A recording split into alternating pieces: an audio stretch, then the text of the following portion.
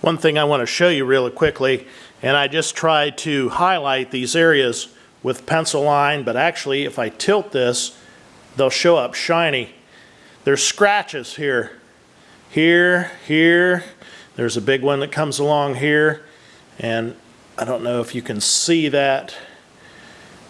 You can definitely see, I can see it on the camera here, the shiny areas. What those are scratches from this table. And that's why I saved a couple of passes, because I know whenever I machine stuff, it's probably going to get scratched. Now I may just be able to buff these out with a piece of sandpaper and a sanding block that I have, but it's always good to think ahead and not to final sand a panel or something that you're not going to immediately go to the finishing process. And anyway, I normally sand stuff for finishing when I put it together, or after I put it together.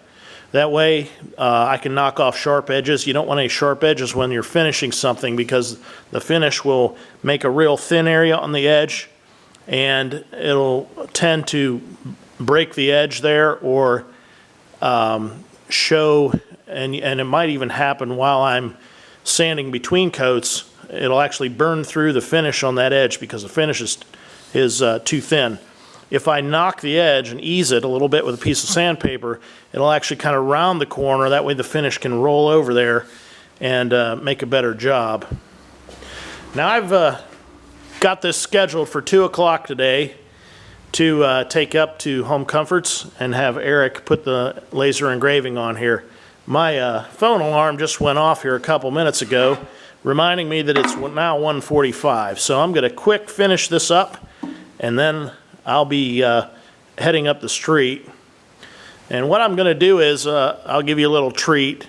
I'm going to actually start at the bottom end of town, put the camera inside the truck with me, and drive from one end of the town to the other, just to give you an idea where I live. And don't blink, because you might miss it.